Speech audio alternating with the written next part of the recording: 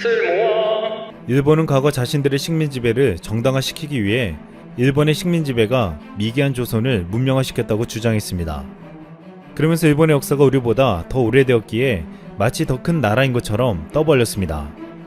하지만 이것이 정확하게 뒤집힌 사건이 있었습니다. 지금부터 그 충격적인 사건을 살펴보겠습니다. 1977년 그렉 보엔이라는 주한미군 공군 상병이 당시 한국인 애인과 함께 놀라운 것을 발견했습니다. 이들은 한탄강에서 데이트하던 중에 커피를 마시려고 코펠에 물을 끓이기 위해 주변에서 돌을 모았습니다. 그런데 보엔은 애인이 주워온 이상한 돌을 보고 뭔가 심상치 않음을 느꼈습니다. 보엔은 학비를 벌기 위해서 군에 입대했지만 미국 애리조나 대학에서 고고학을 전공했던 학생이었습니다. 보엔은 주변에서 이상한 돌 3-4개를 더 찾았고 이런 사실을 프랑스의 고고학 권위자에게 편지를 보내 알렸습니다. 프랑스 교수는 당시 국내 고고학계 최고 권위자였던 서울대 김원영 교수에게 유물을 보내어 조사를 요청했습니다. 그런데 놀랍게도 이 돌이 약 30만 년 전일 것이라고 추정된 전기 구석기 시대의 유물인 전곡리 주먹도끼로 밝혀진 것입니다. 서울대학교 박물관은 이 발견을 계기로 전곡리 일대를 모두 뒤져 유물 4,500여 점을 획득하기도 했습니다. 이 주먹도끼는 구석기인들에게는 만능 기구였는데 인류가 최초로 뚜렷한 목적을 가지고 제작한 석기였습니다. 당시 이 발견은 전세계 고고학계를 완전히 뒤엎는 대사건이었습니다. 1970년대 세계 고고학계는 미국 하버드대 교수 모비우스의 학설이 정통이었습니다. 모비우스는 이 주먹도끼가 주로 유럽과 아프리카에서만 발견되는 것에 착안해 전기 구석기 문화를 주먹도끼 문화권과 찌개 문화권으로 분류했습니다.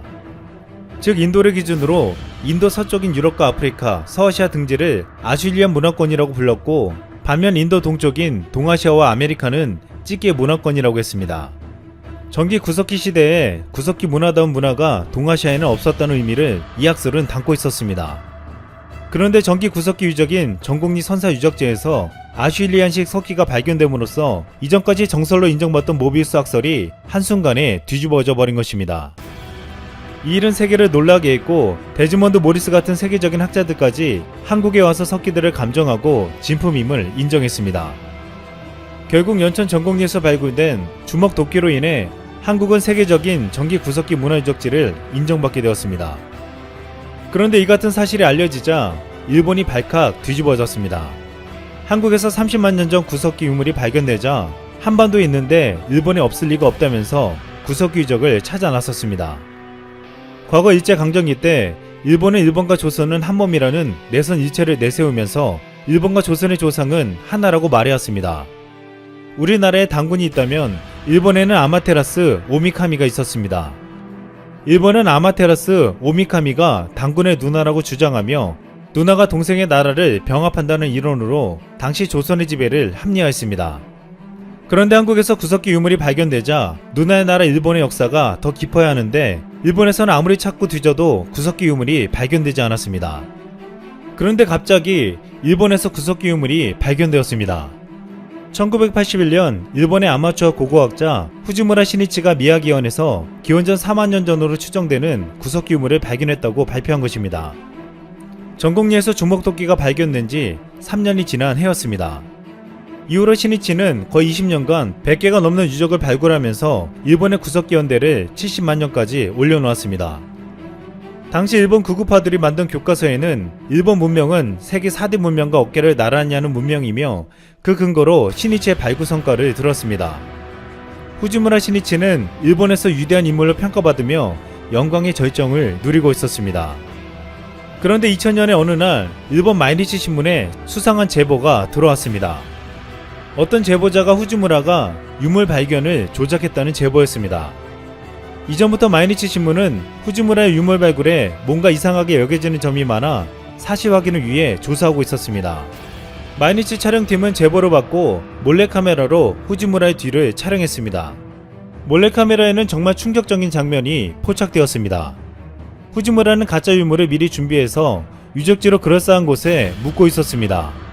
아마추어 발굴가의 인생 역전 스토리를 들으며 신의 손이라 불렸던 그가 한 모든 것이 조작이었던 것입니다. 후지무라는 자신의 조작 모습이 담긴 비디오 영상을 보며 전부 조작한 건 아니다, 마가 낀 것 같다고 변명했습니다. 그동안 후지무라의 말을 믿고 교과서에도 70만 년의 역사를 기록했던 일본은 패닉 상태에 휩싸였습니다. 이로 인해 정밀 조사한 결과 거의 대부분에서 조작 흔적이 발견되었습니다. 가짜 유물에 대한 문화재 지정 취소는 물론이고 교과서에서 후지무라에 대한 내용 삭제와 더불어 후지무라는 고고학계에서 영구 제명당했습니다. 후지무라의 책 또한 출판사에서 모조리 다 거두어가고 애지중지하던 그 모든 석기 유물은 죄다 폐기 처분당했습니다. 일본의 역사학계 역시 신뢰가 바닥까지 추락하는 아픔을 맛봐야 했습니다. 2001년 고고학회의에서 일본인 학자들은 진실성이 의심된다고 참가 거부를 당했고 2002년에서야 참가하게 되었지만 일본 학자들은 이 당시 말도 못하고 죄인처럼 시무룩하게 앉아만 있어야 했습니다. 이후에 나가노해안에서 구석기 유적이 발견되자 한국 학자들을 초빙해서 연대 측정을 할 정도였습니다. 일본과 관계가 좋지 않은 한국 학자들이 인정해준다면 확실하게 인증을 받을 수 있다는 것이었습니다. 전문가들은 이 같은 일본의 조작과 날조는 일본 교과서 왜곡의 근간에 흐르고 있는 우월주의적 한국사관이 낳은 결과라고 비판했습니다.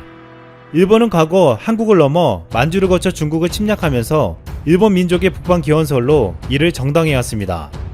일본은 한반도를 열등한 식민 통치의 대상으로 보며 한국인은 원래 미개했고 일본 민족의 기원이 된 이들이 지나갔다는 식의 억지 해석을 했습니다. 일본인의 기원에 대한 학설은 크게 세 가지가 있습니다. 첫 번째, 기원전 2만 년 전 빙하기에 일본으로 흘러들어온 이들이 열대의 선주민인 조mon인이 되고 그들이 점점 진화했다는 학설입니다. 이 학설대로라면 일본인은 1만 2천 년간 독자적인 유전자를 유지한 단일 민족으로 대부분의 일본인은 이걸 믿고 있습니다. 두 번째 학설은 벼농사 기술, 삭과 괭이 등을 만드는 철기 문화 등을 지닌 고대 한국인이 대규모로 이동해 야유의 문명을 세웠고 현대 일본인은 바로 그들의 후손이라는 것입니다. 세 번째 설은 고대 한반도로부터 도레인들이 이주해왔지만 규모는 작았고 대신 생산성이 높은 벼농사를 짓는 도레인들의 인구가 수렵 채집민인 조mon인보다 훨씬 빠르게 불어났을 것이라는 절충적인 주장입니다. 서구학자들은 대부분 두 번째 설을 많이 믿고 있습니다. 한반도에서 넘어간 수많은 한국인들이 일본에 자리 잡았다는 것입니다. 캘리포니아 주립대학의 제레드 다이아몬드 교수는 6월 DNA 분석을 토대로 기원 후 400년을 전후한 고대 한국인의 이주가 현대 일본인에게 막대한 영향을 미쳤다고 주장하고 있습니다. 하지만 일본에서 이 학설은 환영받지 못하고 있습니다. 고대 한국인 외에도 한국인이 일본의 근간이 되었다는 설은 많습니다. 가야의 세토로 가야 왕족들이 일본으로 망명하여 일본 가하치 왕조를 건립했다는 설도 있고 백제 멸망 후 백제 왕족이 일본으로 이주해 일본 아스카 왕조를 세웠다는 설도 있습니다. 이 때문에 일본에는 백제왕씨라는 일본성도 존재했지만 일본은 이를 알지만 겉으로는 인정하지 않았습니다. 호사카 유지 교수는 이를 두고 고도의 문명을 가진 한반도 난민이 일본을 지배하게 된 것이라고 말하기도 했습니다. 일본에게 있어서 한반도는 고대부터 늘 문화 선진국이었던 만큼 문예와 학술을 우리로부터 배우는 입장이 있었습니다. 조선시대 일본에 12차례나 파견된 조선통신사에는 당내 조선의 최고 지식인과 유능한 학자들이 있었습니다. 일본의 지식인들은 이들로부터 조선의 수준 높은 문화와 예술에 감동하며 많은 영향을 받았습니다. 다이아몬드 교수는 이를 두고 한반도는 일본의 정치적 문화적 형태를 규정했다고 말하기도 했습니다. 무슨 일이 생길 때마다 일본인들이 자조적인 표현으로 한국을 형님의 나라라고 부르는 것은 자신들도 자기네 왕이 백제와 가야의 후손인 것을 알고 있기 때문이라고 말해주고 있습니다. 과거 한국인들이 미개해서 자신들이 통치했다고 말하는 일본에게 삼국시대부터 문물을 알려줬던 우리 조상들은 오히려 일본을 하찮고 미개한 존재로 인식했습니다. 진정 미개했던 민족은 한국이 아니라 일본이었다는 것입니다. 앞으로 일본이 역사를 왜곡하고 날조하며 반성하지 않는다면 일각에서는 일본이 다시 과거의 모습으로 돌아갈 것이라고 말하고 있습니다. 이상 쓸모왕이었습니다.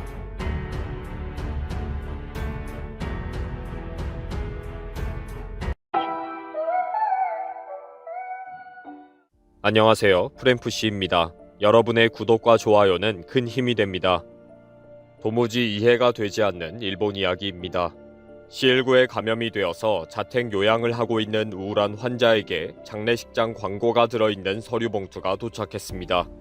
병원에 입원할 자리도 없으니까 자택에서 쉬고 있으라고 해서 가뜩이나 불안한 심리 상황인데 혹시나 목숨을 잃을 수도 있으니 미리 장례식장을 잡아놓아라 라고 안내를 한 것입니다.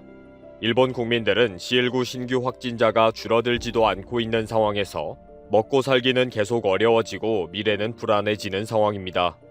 현재 일본은 비상사태 발령으로 모든 경제 활동이 올스톱되어 있고 이 비상사태는 2월 말까지 연장이 될 판이니 세기 말 사회 불안이 계속되고 있는 것입니다. 이런 때에 일본 정치인들의 몰래 회식, 사다리 회식, 호스티스 클럽, 노래방 파티 등이 문제가 되고 있어서 머리가 띵한 상황입니다. 이런 말도 안 되는 일들이 어떻게 한 국가에서 계속 벌어질 수 있는지 놀랍기만 합니다. 일본은 C19 확진자가 줄어들 기미가 보이지 않고 매일 4천여 명의 신규 확진자가 발생하고 있습니다. 매일 100명에 가까운 사람들이 목숨을 잃고 있으며 의료 붕괴가 된 상황이어서 대부분을 자택 요양으로 권하고 있는 실정입니다. 특히 현재 오사카의 C19 상황은 조금도 나아지지 않고 있습니다.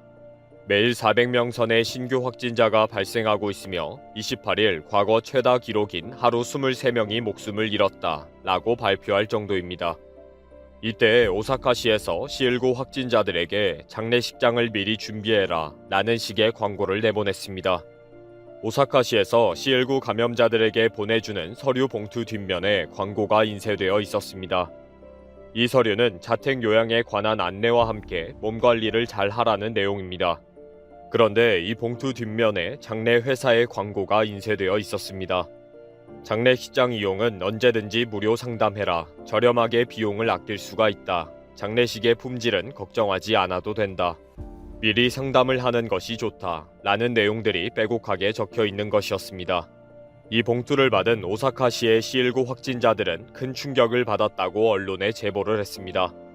C19 확진 판정을 받고 우울한 상황에서 이런 봉투를 받으니 온몸에 힘이 빠졌다. 라는 거죠.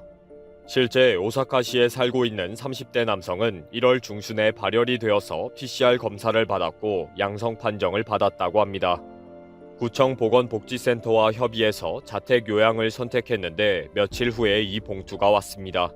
자택 요양 중에 주의사항과 함께 상담처 등이 기재되어 있는 서류 봉투가 왔는데 떡하니 장례식장 이용 광고가 보였다는 거죠.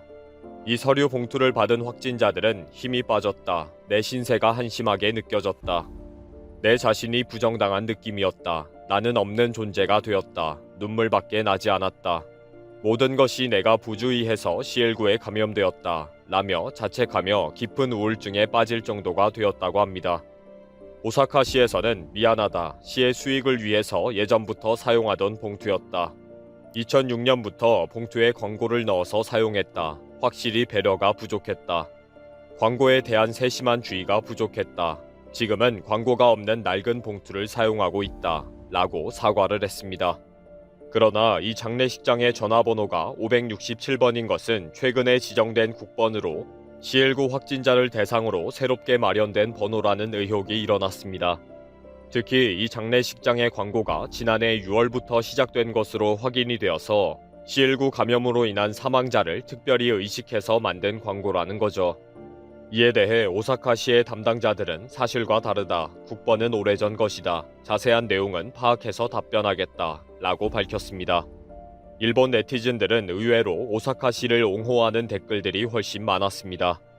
너무 크게 광고를 하니까 불쾌할 수 있겠다. 신경을 안 쓴 것은 맞지만 공무원이 악의를 가지고 했겠느냐. 이 힘든 때에 C19 업무에 종사하는 공무원들을 비판하는 것은 나쁘다. 배려해 달라는 목소리도 있었지만 일일이 다 배려 못하는 상황을 이해해줘야 한다. 기분이 나빠도 담당자가 개인적으로 보낸 것이 아니니까 신경을 너무 쓰지 말아야 한다. 거의 대부분이 공무원을 지지하고 C19 확진자들을 꾸중하는 댓글들이 있어서 놀랄 정도입니다. 일본인들의 전체적인 인식이 국가에 복종해야 하는 때에 유별나게 징징거리네. C19 확진 판정을 받았으면 좀 이해하고 까탈스럽게 하지 말라는 식입니다. 특히 이런 뉴스가 도리어 배려가 부족하다. 장의사분들도 요즘 얼마나 바쁘고 수고하는지 아느냐. 생각 좀 하고 보도하기 바란다. 라는 댓글도 좋아요를 많이 받아서 상위에 올라와 있을 정도였습니다. 확실히 일본 국민들의 사고방식이 특별히 다른 것을 확인할 수가 있습니다. 도무지 이해가 되지 않는 일들이 오사카시에서 벌어지고 있는 와중에 일본 정치인들이 또 대형 사고를 줄줄이 치고 있습니다. 어제는 일본의 여당 의원들이 깊은 밤에 몰래 호스티스 클럽을 다니다가 발각되었다고 특종 보도가 되었습니다. 자민당의 마스모토 준 의원이 18일 자정까지 긴자에 있는 호스티스 클럽 두 곳을 부지런히 출입한 것이 확인이 된 것입니다. 마스모토는 아소다로 재무상의 최측근이며 국가공안위원장까지 지낸 여당 중진 의원입니다. 주간 문春은 자민당과 연립 정권을 구성하는 공명당의 도야마 기요히코 간사장 대행도 22일 야밤에 긴자의 회원제 클럽에 들어갔다는 것을 특종 보도했습니다.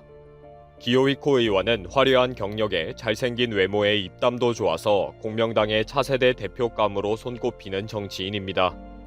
현재는 비례대표 의원인데 차기 중의원 선거에서 지역구에 출마할 계획을 가지고 있었는데 완전히 이미지를 망친 것으로 보고 공명당에서는 당황해하고 있습니다.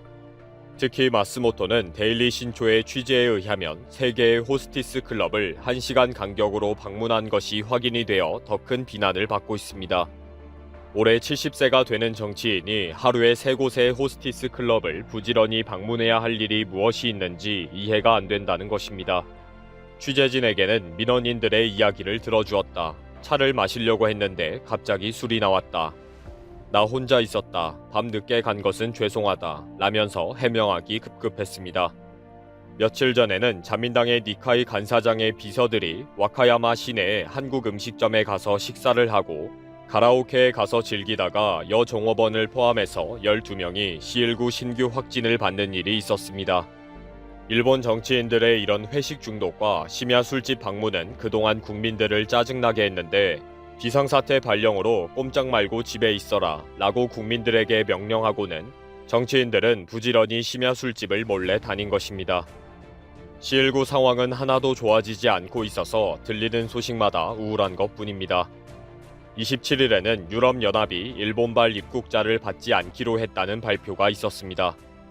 최근 일본에서 신규 확진자가 계속 폭증하고 있기 때문에 유럽연합을 방문할 수 있는 국가 명단에서 일본을 제외하기로 한 것입니다.